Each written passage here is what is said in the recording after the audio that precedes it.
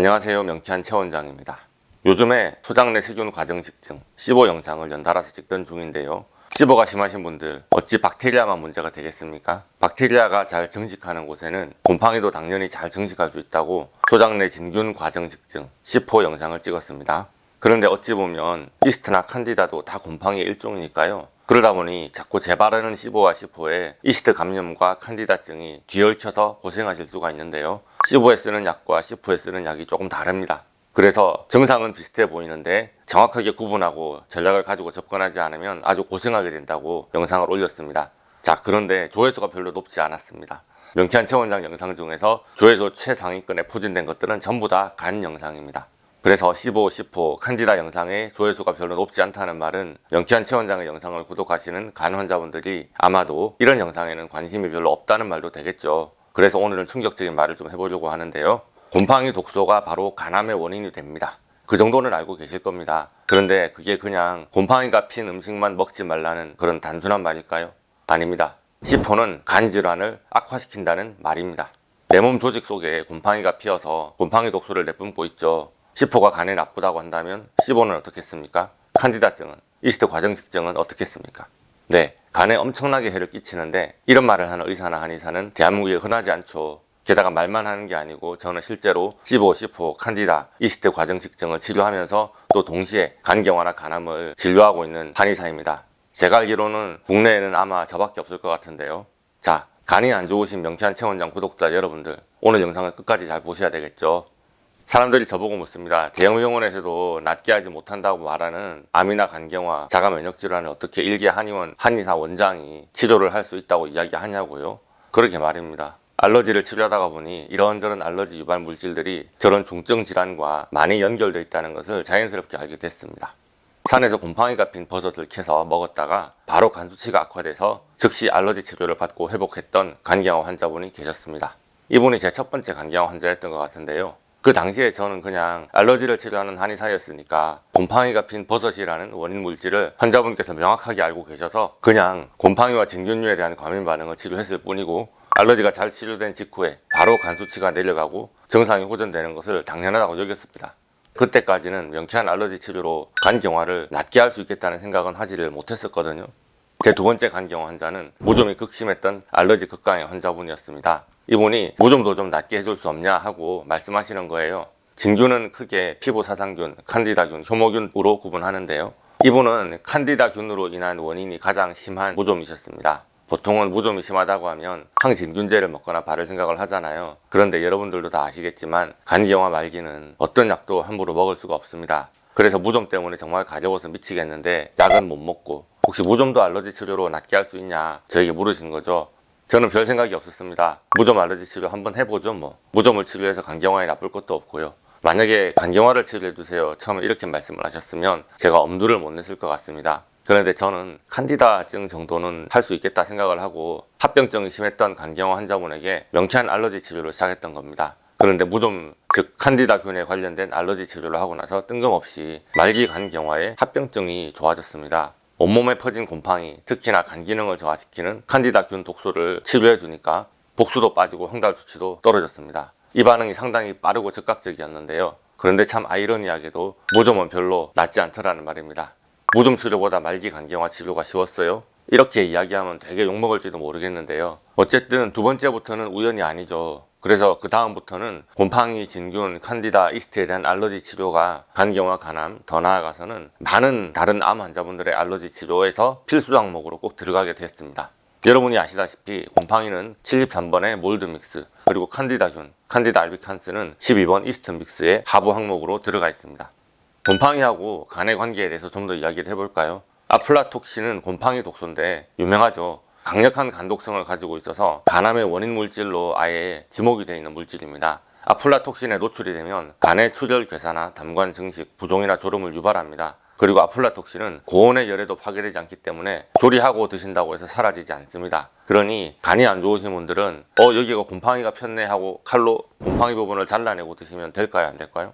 곰팡이가 폈다 그러면 눈에 보이는 그 자리만 곰팡이겠습니까? 곰팡이는 포자로 증식을 하는데 포자가 뭡니까?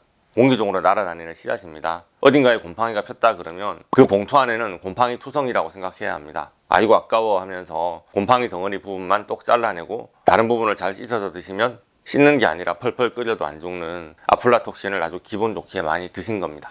안 그래도 지난번 영상에서 곰팡이가 몸 안에서도 산다고 했는데요. 순환이 잘 안 되고 기가 정체되어 있는 인체 장기에는 곰팡이와 칸디다가 증식하기 쉽다고 10호 영상에서 강조를 했었잖아요. 몸에서 곰팡이가 증식하는 종류의 질환이 정말 잘 안 낫는다고 말씀드렸는데 곰팡이 독소 아플라톡신은 일군 발암물질로서 간암의 원인 물질로 지목된 마당에 간 환자분이 경각심 없이 입으로 곰팡이를 섭취하면 될까요? 안 될까요? 안 되죠. 그래서 간경화 간암 환자분들은 식재료 관리에 신경을 쓰셔야 됩니다. 제가 간경화 간암의 식이요법을 알려드렸는데요. 현미와 진우니콩, 율무, 검은깨, 보리 등의 곡물이 베이스로 들어가죠. 그런데 습기 차고 축축하고 어두운 곳에 방치된 오래된 곡물에는 아플라톡신이 정말 많이 증식할 수 있습니다. 그래서 식재료는 유기농 그리고 신선한 것으로만 선택을 해야 되고 절대로 곰팡이가 피지 않도록 잘 관리해야 됩니다.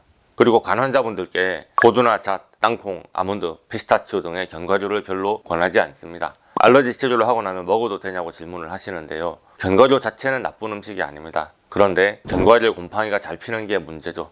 왜냐하면 견과류는 주로 수입산이 많은데요. 이런 것들이 비싼 비행기를 타고 오겠습니까? 아니죠. 배를 타고 옵니다. 외국에서 수입해서 한국으로 들어오는 그 시간 동안 컴컴하고 축축한 곳에 오래 방치되었으니 곰팡이가 피기가 딱 좋거든요. 곰팡이를 막기 위해서 약을 많이 뿌리는 건 그건 그거대로 또 간에 해롭습니다. 자, 곡물과 견과류 상온에 놔두는 분이 계신데요. 가급적 온도 변화가 적은 곳에서 습도는 60% 이하, 온도는 10도 이하로 보관하는 것이 좋다고 합니다. 딱 생각나는 곳이 어딘가요? 네, 냉장고죠. 그래서 일단 곡물과 견과류, 채소와 뿌리 채소는 냉장 보관하는 것이 좋습니다. 그런데 아이러니한 점은 냉장고 자체도 곰팡이 천국이라는 사실입니다. 우리 눈에 보이지 않을 뿐이죠. 냉장고에 오래된 음식일수록 곰팡이의 침범을 당합니다.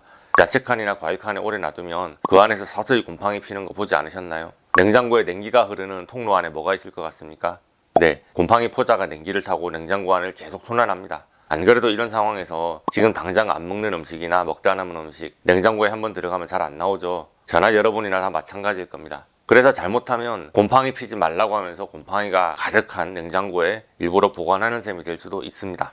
그래서 유기농으로 소량씩 사서 빨리빨리 드시는 수밖에 없어요.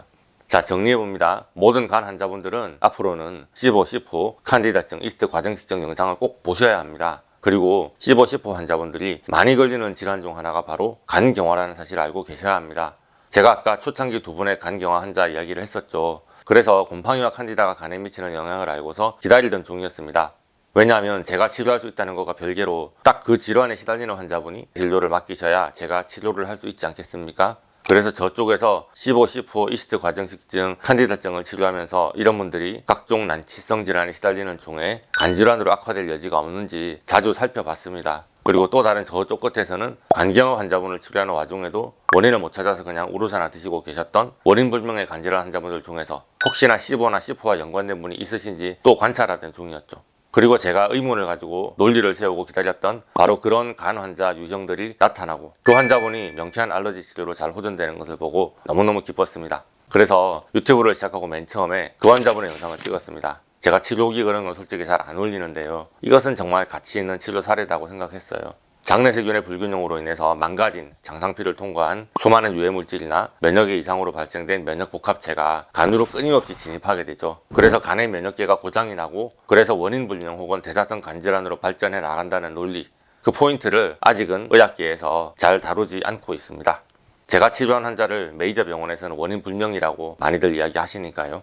그런데 저는 상누수 증후군, 장내세균 불균형 수준이 아니라 소장에서 과정식하는 박테리아와 진균, 칸디다 독소가 간에 미치는 영향까지 연구를 하고 케이스를 쌓아가고 있지 않습니까? 도대체 알러지 치료로 간경화가 C5, C4, 이스트 과정식증, 칸디다증이 어떻게 나을 수 있을까요?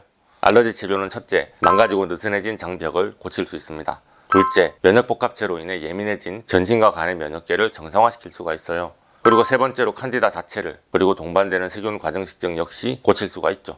이 모든 것이 알러지 치료를 통해서 치료할 수 있는 범주입니다. 물론 간에 미치는 영향은 이게 다가 아니겠죠. 그래서 아마 초반에 명쾌한 한의원으로 문의를 했을 때 약 50회 이상의 치료는 필요하실 거다라고 전화상으로 말씀을 드렸을 겁니다. 왜냐하면 간경화 간암으로 진행되는 것을 가속화하는 요인이 최소 그 정도는 되기 때문이죠.